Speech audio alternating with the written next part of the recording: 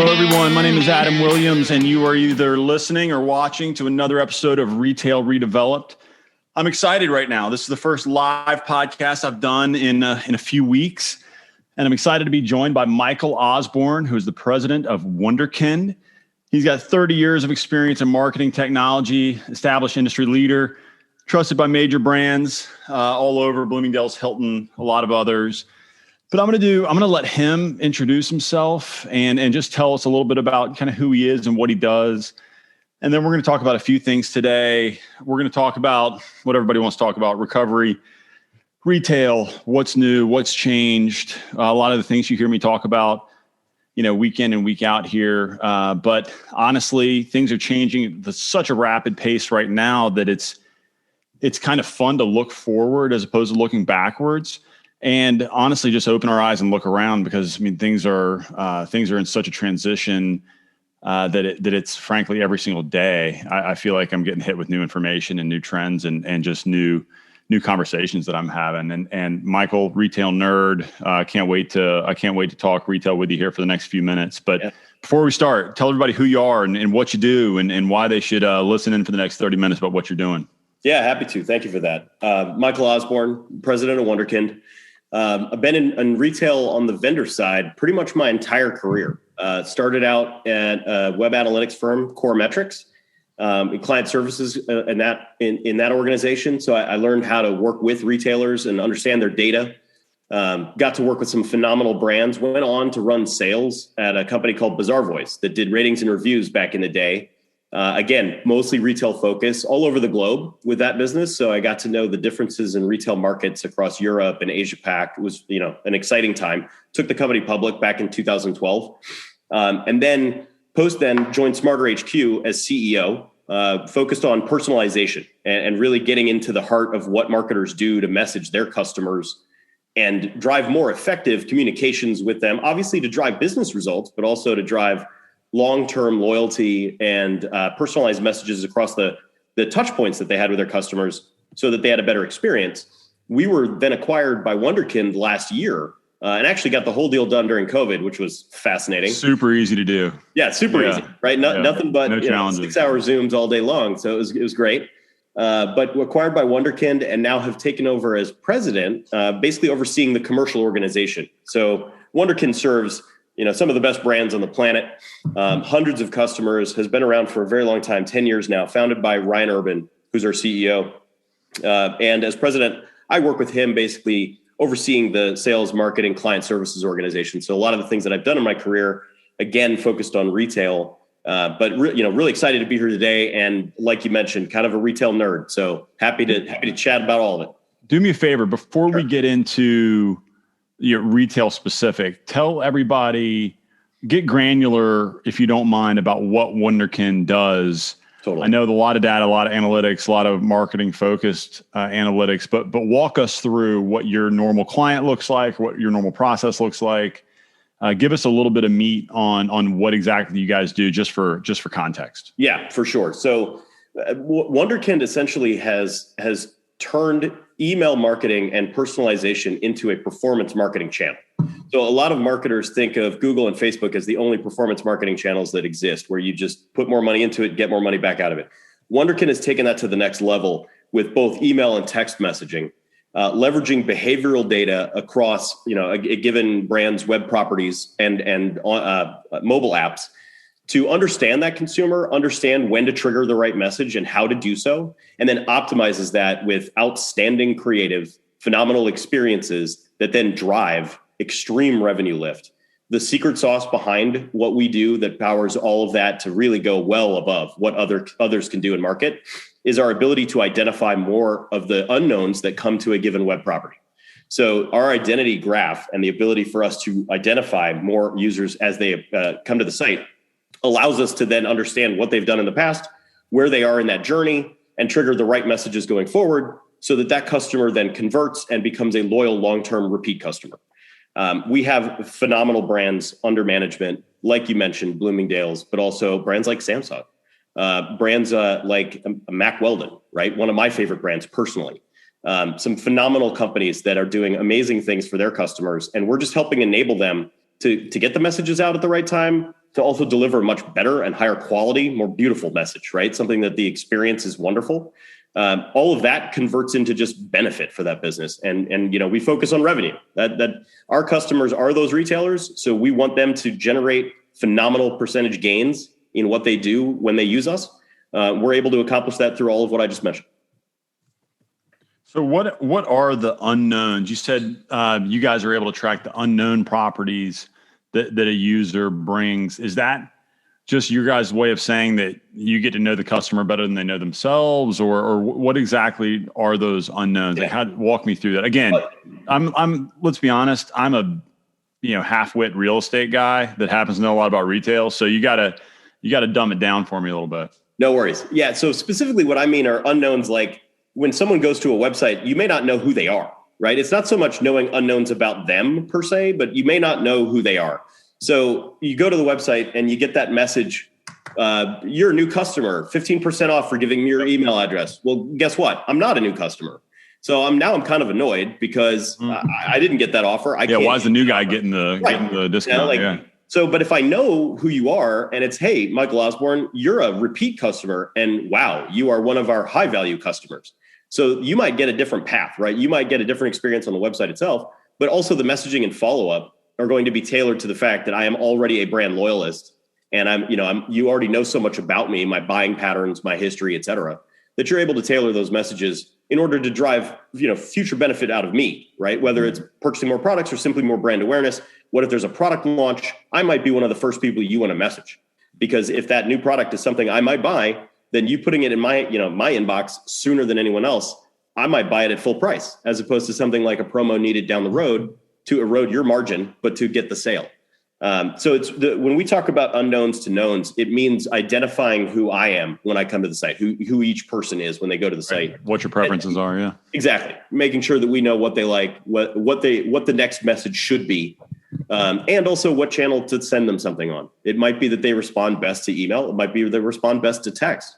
If we know those preferences, we're going to optimize around that to make sure that those interactions are tailored to the specific best possibles for each of those users.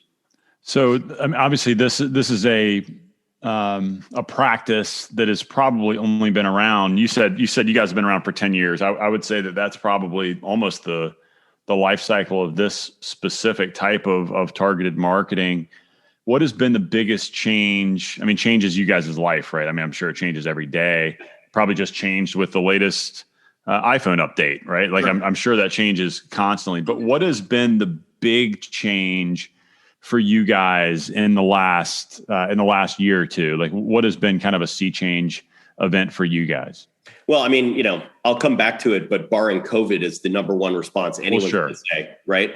The underlying changes that were going on before that, though, were already the tilt towards mobile, the tilt towards a faster, easier checkout experience, the tilt towards more and more filters being applied to a given consumer's overall attention span, right? Right. They were getting inundated with messages, so email became less and less likely to convert unless it was really tailored, really specific. They were doing more and more shopping on their mobile device, so the ability for that content to be delivered in a format that made sense for them and still delivered a great experience on a much smaller screen was very important. The ability to understand that they're doing it from multiple devices. They have an iPad, they got a tablet, they got a phone, they got a desktop, they got a work machine. And cross identification across all those, being able to know that it's the same person no matter where they're browsing from, was also part of the sea change, at least in what was required. So for companies like Wunderkind and now the same capabilities of SmarterHQ, but now within that, it was a requirement that we adapted to that ability to track that individual across all properties, but also to understand what their behavior was and which channel was most likely to be received positively by the consumer. The shift towards mobile is still underway. It's not, it's certainly not 100% mobile traffic yet, but it keeps climbing. COVID certainly drove a lot of change as well. Right. We saw certain categories in retail go absolutely through the roof, as you'd expect, and others really struggle. Yeah. Home goods, grocery for sure. And a lot of grocers going online now that with pickup in store or deliver to home. That was a level of e-commerce applied to things like groceries that was not there before COVID. Have you checked out Farmstead yet?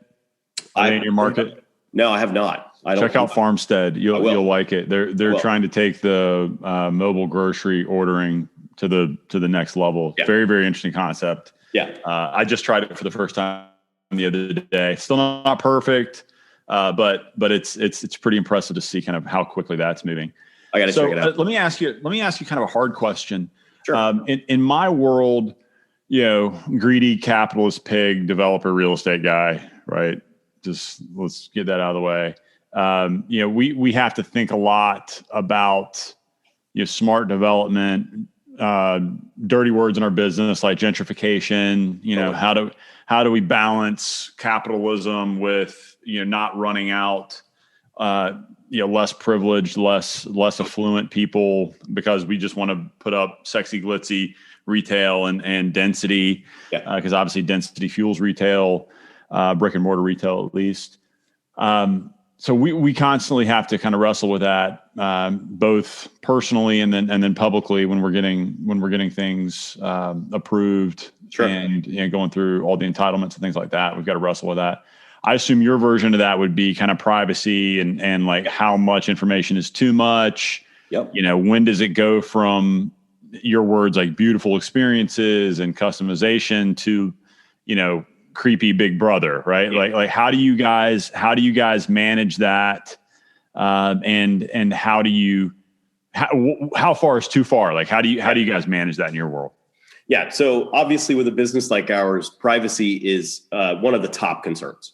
Everything that we do has to be completely above board, absolutely in line with GDPR, with CCPA, and with what we believe are the future policies and roles that each organization is going to have to play, even reacting to some of the changes that Apple or Google or Facebook will make. Right. Like real time that you don't even know is coming, right? Yeah. Right. Real time. We have to anticipate that. And we have, right? Technologically, we've anticipated it in ways that allow us to continue to perform the identification required to deliver such a great experience without violating any, data capture or data usage policies, whether they be law or just good practice. Completely white hat, right? It has to be. We have the consumer at heart with everything that we do. And the way that I look at it, just by doing this now for years with Smarter HQ and with Wonderkind, is we're trying to use the data that a consumer wants to share, because they do have to opt in to marketing emails. They do have to opt in to receive these communications. And we communicate clearly what data we capture, and it's really just the behavioral data and maybe that email address and or a phone number if they decide to opt in and give it to us. It's all in exchange for a much better user experience and potentially much better benefits to the end consumer, right? With whether that be with respect to promotions and other discounts that they may receive, loyalty benefits that they may receive. We're enabling all of that on behalf of our brands, right? So none of the data that we capture is something that we just want ourselves at Wonderkind. It's all because the brands that we serve are actively communicating to their consumers, their customers. We are taking this data in exchange for these benefits. And that's something that I think, it can get lost on the consumer when you just hear like kind of the black helicopters of the internet, I'm being tracked everywhere kind of thing. It's not that, right? This is in order to provide you with a better experience. And it's always your choice to opt out. Right. We respect that. We have to. So it's a balance. And it's honestly one that is an exchange that I think consumers have done for hundreds of years. In exchange for something, they're willing to do so in order to get something in return. If that benefit outweighs what they perceive the risk or loss to be, then it's absolutely in their best interest to do so. We want to make that obvious, right? And make sure that it's always above board. So our roadmaps and our future, our research, where we're going with the product and our capabilities, all take that into account. So let me switch gears a little bit. Obviously I'm a brick and mortar retail guy, right? That's where my passion is. Restaurants, soft goods, just walking in to an incredible retail district, whether it's in, a smaller city like where I'm from, Charlotte, North Carolina, or whether I'm going to Manhattan and I'm walking through Chelsea or Soho and just like, it's like, oh my God, like one incredible experience after another. It's something that I really enjoy and take seriously. And it's you guys' job to try to figure out how to transfer that brick and mortar on, in-person experience to this thing that, we all are obsessed with. Totally. How do you make that transfer, and how successful can you be? Right. Like I can't imagine. People always tell me that I'm missing the boat, and I'm boomer or whatever funny other thing that people can say. It's like, you're crazy. Like, everything's going to be bought online. Right. Right. But when you walk into a well-curated, well-designed store, it's hard to replicate that online for certain things, right? Like, I just was on Walmart.com and bought some crap that I didn't want to go anywhere to get, and I got it cheaper and faster and better. It'll be at my front door tomorrow, right? So I get that the commodity purchases and I just want the cheapest, fastest one. That's gone. If that's your business, brick and mortar, you're toast. Yeah. But how do you guys go the extra mile to try to bring that experience on a 3x5 notebook card or a computer? Little tiny screen. Yeah, a couple of comments on that, and I actually want to come back to a bit. I'll push back a little bit on the commodity products are just gone, and that's all online only. I mean, sure, Amazon's trying, Walmart.com is killer, but I think brands like Target have really figured out how to make both work, right? Both products and the experiential. But to answer your question first, it's all about the consumer experience via each channel, right? You walk into a store and it's well lit, it's well organized. The staff look like they know what they're going to talk about. They want to help you. It is a pleasing experience, right? Like Sephora. Like, my wife will just freaking love going to Sephora because it's just so well, it's just tactical. They do an incredible job. Yeah. Yeti's a brand here out of Austin that I'm a big fan of. I was just there, and I was trying to go to that big flagship store they have on Second Avenue. Awesome. Yeah. I just ran out of time, and I'm still pissed because even from the outside, it looks really cool. It's practically a destination in Austin, right? It's one of those cool places to go. And that whole little Music Lane development is really that restaurant ABBA. I just want to go and hang. That play, and Soho House is about to open. Really cool stuff going down in that little neighborhood. About exactly the response you just had, right? Like, the whole experience of that area, where the physical location is and everything, that's exactly what they want, right? Yep. And you want to walk into that store and be like, man, I want to be out camping and carrying this stuff. I want to go fishing and do this. I want to have my giant cooler in the back of my truck. Like, they want you to feel the brand. Yeah. You can't do that online. Nope. It's not the same thing as feeling the restaurant next door and the scene in Austin around you and the experience when you walk into that big showroom. But what they can do is know more than what you would in an offline situation about what you've clicked through and what you've looked at, and how many times have you come back, and did you put it in your cart? Did you buy it or did you not? What did you buy? What did you buy last time? When was the last time you bought? When you walk into that store, that service personnel, they have no idea of any of that. They might know what you picked. And they might be having a bad day. They might not even give a shit. You know what I mean? Having a bad day.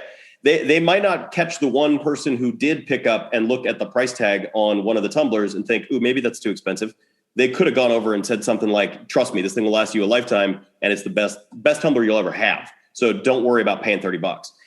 They can't do that, right? But when you're online and you're clicking through, you've got this experience built up. Services like ours, what we provide at Wonderkin, we do know all of that, and we know the patterns, and we can say this person is likely to purchase. So we need to remind them that they left this in their cart.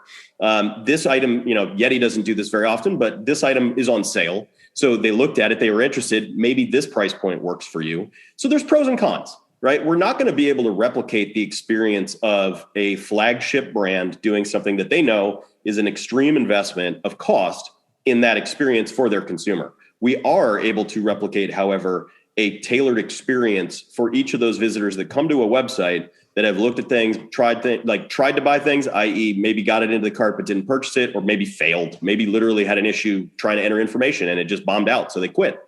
All of those types of experiences we can solve for. And that improves the user experience for sure. Particularly once you're familiar with the brand and you know a lot about them, you might just prefer, like, I don't go to the Yeti store to buy more Yeti stuff now. I already know I love it. So I'm going online and I'm making it an easier transaction for me, getting it shipped to the house. Doesn't mean I don't love that brand the same way I did the first time I walked in the store. It just means that I'm interested in now getting more of their product. I'm happy to do that. I'll do it online. Did you just notice a tiny blonde-haired Yeah, cherub-looking thing walk through? You got a helper back there. Yeah, summer podcasting from home is fun. Is really fun. Awesome. Anyway, so let me, getting away from my mischievous children and back to retail. A couple of things that I want to talk to you about. Sure. One is actually exactly what you just touched on, and what we call the halo effect, because we're nerds and we have to have some kind of term for everything. Yeah. I'm fascinated by this halo effect, and by you and I talking about that Yeti store, right? Like, I feel like going in there, I'm that much more likely to spend an extra 20% on that tumbler. Totally. Or cooler, when I know that Arctic is the same stuff for 25% less, right? Totally. Because of that environment, that ecosystem that they kind of create.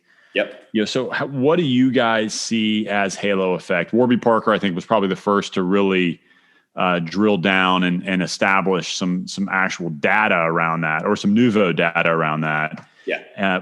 Because they could look at the data. They know how many humans are purchasing through, Amex reports and all the other customer data. They like, my zip code is 28210. Yeah. I know that I have 850 customers from that zip code. If I put a store there, that goes up to 3,000, right? And they can see that they're not only being purchased in the store, but I might go in the store, look at it, to your point, try it on. Okay, this frame fits me, but I'm not ready to buy today. I go home and I buy it in a week, or next time I get a paycheck, whatever it is. Yep. So what do you guys see from the halo effect? And then, kind of second part question, how do these two sides of the coin that we're talking about, one being killer brick and mortar customer experience, and two being you guys kind of, hunt, kill online data collection and sales, like how do those two, what do those two look like? Can they cohabitate in the future? And what do those things look like in 12, 24, 36 months when COVID is hopefully more of like a bad memory than something we're still trying to grapple with? Totally. So, I mean, to be honest, they have to coexist. Mm-hmm. And there are, even in our industry, others that do things similar to what Wunderkind does. The reason that, we're truly set apart is because we, at our core, get that. We understand that the experience, it's not a hunt and kill. It's not a simple trigger where it's just, you didn't buy it, I'm going to beat you over the head with an email every day until you do. Right. That's not a good experience for a consumer. Mm-hmm. And, even depending on the consumer themselves, like some of them may need 1 or 2 responses. Some of them may need 3 or 4 before they do purchase, whatever, but you want to make each of those experiences something that they want to open. So everything from the artwork, the content, the display of the content itself, the way that it's presented and how it's presented on like a mobile device, because that can be a big challenge technically for marketers to make that adapt to whether it's a website on a computer or a website on a phone. All of those things have to be taken into account. And the way that we both solicit the information that we need to get from them, i.e. an email address or a phone number if we don't know who they are before, and then how we follow up with them has to be a beautiful experience. It has to be something that is truly enjoyable to the consumer, because if it's not, to your point, you might want to go in the store, you like going in the store, it's a good experience, whatever, but then you just get these terrible emails timed poorly and way overspammed. Unsubscribe. It turns you away, right? That brand now is tainted in your mind. They are no longer a brand that you think of as highly, because the experience that you had post was not good. And that is something that we absolutely work with our customers about, right? And there are folks in the industry that don't. And they may be effective for a little while, but retailers will know this. The data will show you the unsub rate from those kinds of campaigns gets high. And right. All you're doing is now having to reacquire that customer, which is really expensive, possibly having to use promotional dollars again to discount and to come back. And you've burned loyalty points with those customers, right? That's not the right way to go if you want to build a brand that over time is seen as, truly exemplary. We have Gucci as a customer. They're an outstanding brand, one of the top in the world as far as how they present themselves to their customer. Also create incredibly beautiful stores. incredibly beautiful, like legitimate museum quality stuff. Yeah, like artwork. Yeah, it's Absolutely. insane. Yeah, it's artwork. There's a reason why, they're a brand that would work with someone like us, because they know we're going to be able to meet their brand standards. And that's the marriage of both the quality as well as the execution of the content, and also the messaging that is appropriate for each of those brands' strategies. We have other customers that are happy to send a lot of messages. They want to. That's what their users expect. It's what their customers expect. So then we help them deliver on that. There are others that want that very refined, and we're able to deliver on that too. It really just comes down to making sure the experience is right wherever you're doing it, right? And you have different weapons, you have different capabilities in a store versus online versus text. All of those things are very different, and some have their limitations. You just have to work within them. That's awesome. Well, Michael, you've already been extremely generous with your time. I usually like to finish with some kind of quick knee-jerk kind of questions to just like top of mind. Let's fire. But before that, just do me a favor. Let people know how they can find out more about you, how they can connect with you, how they can find out more about Wunderkind. Just give everybody a little bit of intel about how they can connect with you guys and find out more about what you do. Yeah. So our website is wunderkind.co. So please go ahead, check that out. You can get a lot of information there, and also how to contact us if you're interested in learning more. Happy to give my work email address out. If anyone wants to reach out to me directly, I'm happy to have these kinds of conversations with anyone who's interested. It's just osborne@wunderkind.co. So please do let me know if you're interested, and I'm happy to have the conversation. The website can tell you most of the rest of what you need to know about us. And then, of course, when you need to know more, let me know. All right. You ready for some knee-jerk questions? Please, by all means. All right. So take Gucci, take Bloomingdale's Hilton, take your crew out of it. Tell me somebody that is really killing it for you in the retail space right now. Somebody that is innovating, somebody that's staying on top of the game, or maybe they're brand new. Tell me somebody that's impressing you right now. Yeah. So Target, we mentioned them earlier, but as far as some of the larger brands go, Target has transformed themselves over the last 2 decades from what would be considered as cohorts with, like a Walmart, or way back in the day, Venture was another brand of a store that, had basically the same kind of product mix. And they weren't viewed as high end. And so they were not viewed as I want to go there intentionally to browse and shop. They have upped their game massively in the last decade and have done really well in the consumer experience throughout all channels. The stores look nice. The product selection and assortment is fantastic. They've added in product lines and partnered with other very well-known promoter type folks or celebrities to deliver products that are unique and bespoke just to Target. Yep. The mobile app is fantastic. Their offers and the way that you can pay using the app in the store, online, however you want to go, it just makes it an easier experience. And I think something that they've figured out, and other retailers have as well, but they've really done a good job of this, is if you make it really easy to buy, people will do that. Right. If you make it challenging, if your checkout process is too long, if it's too complicated, if it's not pre-populated, if they don't maintain that information about you and make it super easy for you to hit a button and go, you might not buy. And every time you don't do that, you're less loyal to the brand. So I just think they've done a really good job of that. Their buy online, pick up in store was ready instantly when COVID hit. They were already doing it, but they amped it up big time. And I think they've zeroed in on a market where even the most affluent shoppers will see Target as a place they can go and buy product. Oh, yeah.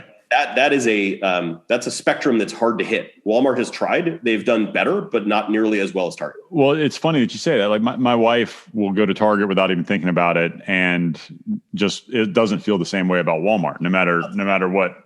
Now, maybe it could be the locations. We have an urban Target that's like right in the middle of the city, and it's that is part of the experience. I mean, you think about it, like their strategy has been to put locations in certain spots where they're attracting, the breadth of consumer.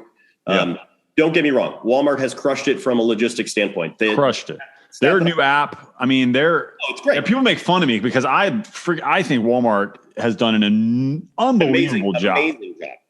And I am to the point now where if I'm making these, like, I just need one kind of purchases, I am just as likely to go there for certain types of things as I am Amazon. Yep. Because they've just crushed it. Their app is incredible. They're the only ones right now that are challenging Amazon from a logistics standpoint. Right. And they still have, I read the statistic, I think it was late last year, 90% of the US population lives within 10 miles of a Walmart. Yeah. If you think about that, like Amazon does not have that. Now, they're doing great with same day deliveries and next day deliveries. That's fine. But if you really want to go pick it up right now, 90% of people could within 10 minutes. It's incredible. It's incredible, right? And and way to not rest on your laurels. I mean, the amount of I don't know. I would actually be really curious to know this number. Somebody send me a message on this that knows this number, like how much they have invested in e-commerce in the last 7 years. I bet it is a staggering. It's like probably bigger than GDPs of most countries. It is. It has to be, right? And they are at that level. I would if I were Target, I would be fearful of them because they're in the middle of their transformation from the rural location, the only store you can really go to, and the one that had the reputation of putting people out of business, towards being the in-store Amazon, where you can get everything you need within a day by just going into the store. It's fascinating to see how that's all playing out. But yeah, those two they come to mind as a lot of investment. I just think Target has the full rounded experience today. That kind of beats. And to your point, I think they're going after a slightly different customer. They are. Yeah, I agree with that. Okay, second question. That I don't know if we could count that as a knee jerk because that was supposed to be a knee jerk, and we took a minute on that. Legacy versus kind of nouveau direct to consumer brands, digitally native brands. How do those strategies differ, right? Like, is it much harder for you to, have a conversation with a Bloomingdale's or a Hilton that has been around for, 20, 50 years, whatever it is, versus an Allbirds that, their DNA is direct to consumer. They wouldn't think of doing it any other way than the way that you would preach this, like hunt, gather, kill, track kind of methodology. How are those conversations different between a legacy brand versus a new brand? And I'd love for you to touch on not Target, but a legacy brand that's doing well that you've been impressed with. And then somebody that's brand new to the game that maybe we should keep our eyes open for.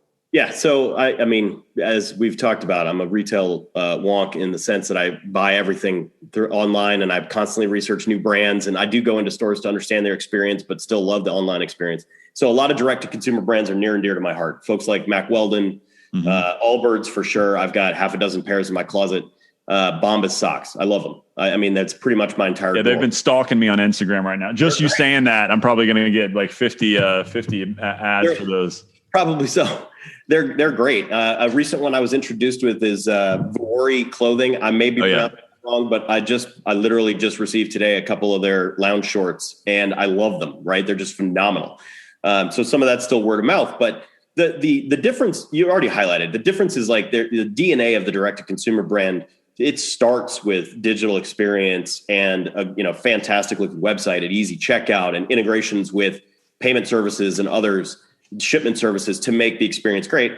I think it really just depends on the leadership and the focus and strategy of the legacy brands that are making the conversion into, not so much today, because I think people it's a foregone conclusion. You have to have a phenomenal digital experience. You have to have a phenomenal online experience. Whereas maybe 5, even 10 years ago, it was a different experience to talk to those folks that were legacy and not yet turning the corner. There were a number that still had their staunch belief that the store is more important than the online experience. And that's just not the case. They're equally important in different ways. I think Sam's Club is a great example of a brand has really turned the corner from, the warehouse experience. Sure, people like going in there and buying stuff in bulk.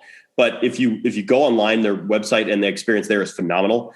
The app experience is wonderful. And they do a really good job of marketing to their consumers for those products that they know they buy a recurring basis, but they also buy, by browsing through and then maybe buying at a certain time, like Super Bowl TVs, right? They had a phenomenal campaign last year where anybody who had browsed the TV in the last, few months, right before the Super Bowl, they promoted those, didn't even offer any kind of discount, just promoted it and did really well. So those kinds of brands, thinking like old school as you can get, still being able to turn the corner and say, I understand the digital channel. I will both recruit and retain the best talent that knows how to do this for our brand. And then I will deploy those strategies with these, the massive amounts of investment that they can put to bear on it. They're willing to take advantage of that and transform. I do love a lot of the D2C brands. I love them. I think they're great. I think the product innovation is just at a, epic pace right now. And it's great for the consumer to have so many options, so many capabilities, and so many just literally new products. But that doesn't mean that the legacy brands are out of it. It just means that they need to transition to the way that consumers want to interact, shop, and purchase. And the ones that are doing it, we've talked about a lot of them, are killing it. They're having a great time right now. The ones that haven't over the years, like a Sears, those guys are still around, but really, they're not doing it. Walking. Exactly. And everyone knows it. So it's like, those are the brands that you're still going to see fade out over time. The ones that don't convert and really adapt as the consumer changes. But the ones that do, it's just more opportunity to do things in a much better way. All right. That was supposed to be the last question, but you made me want to ask one more. Go for New it. Product fatigue. I mean, you mentioned that, Vori and there's, I could name another half a dozen. At what point is our attention span, getting jerked in so many different ways and so many different new products coming out. I mean, every time I get on Instagram, there's 5 new products I've never heard of that is just blasting me. Right. And it's like, okay, I don't have time to research these 50 new products. Right. Like, I just don't. So how do I, at what point does that kind of normalize, right? Yeah. Or does it not? Or is it just going to be such a hyper segmented and fractured market that we're going to have a million choices? Kind of like Spotify, right? Like it used to be, I used to buy a CD and have no choice. I just spent $20 on it or $15 on it. I was going to commit to it, where Spotify, it's just like a shotgun blast all the time, which I love. It's progress. I love Spotify. It's up in the background right now. Totally. But it does give you some kind of some fatigue. Yeah. I think, like with most things, there's pros and cons to it. I think we will have a more and more fractured overall product base and the consumers that match to those products. I think the Darwinian effect of certain of those products really succeeding, they rise up in our attention filter to become something that we are now talking about. When your friends say, man, have you tried On Cloud shoes? Because they're amazing. And now, I remember seeing them 2 years ago on one person, and now I go through the airport and I see them on half the people walking through the airport. It's crazy, but that's because they broke through the noise and they have a legit product with a true story and a brand that is on point and really attracts consumer attention. And then they deliver on the experience, right? Part of the reason why Allbirds has been so successful is, sure, they look different. They sound comfortable, but then when you try them, they're amazing. And you love them, and they are reasonably priced. And you can, be yourself with all kinds of different styles and colors, and they've branched out. I think that the availability for individual brands to now be produced and still sold, even at a small scale, and yet still be profitable enough to exist, is phenomenal for the consumer, because there might be a niche reason why I need this one thing from a company that only makes a couple $100,000 a year selling their product. But that is good enough for the team behind it, because they're able to support themselves and be successful. You don't all have to grow to be a multi-$100 million brand in order for the consumer to see your product. But I do think there's just generally kind of a fittest survive. Right. And products that really do tap into a broader segment of the market, the products that really do deliver on an epic experience, get people to talk about it. And that word of mouth still matters even today. It's obviously spread digitally a lot, but I still pay attention to what a handful of my friends recommend for new products. Vori clothing is absolutely a recommendation from a friend of mine. And I tried it and I'm like, great, now this is a brand I'm going to track. I turned friends onto OnCloud because I tried a pair of their shoes and loved them. And now half a dozen of them have those shoes. So it's that kind of back and forth that I think still happens. I do think the fast filter of if the brand can't survive, it's because they did not do any of those things right, still exists. But it's also easier to reach a broader swath of the consumer base and find your niche. So I love it, to be honest. It just means that there's more variety for me as a consumer. And a more easier way is for me to basically have what I need met. That's a good thing to the consumer, I think. Absolutely. Always is. Michael Osborne, president of Wunderkind. My name, Adam Williams, Retail Redeveloped. So glad everybody took a few minutes out of their day to listen to us talk about retail And it's good to see somebody's face and get back on a podcast. I'm excited. Thanks for joining me. Thanks, Adam.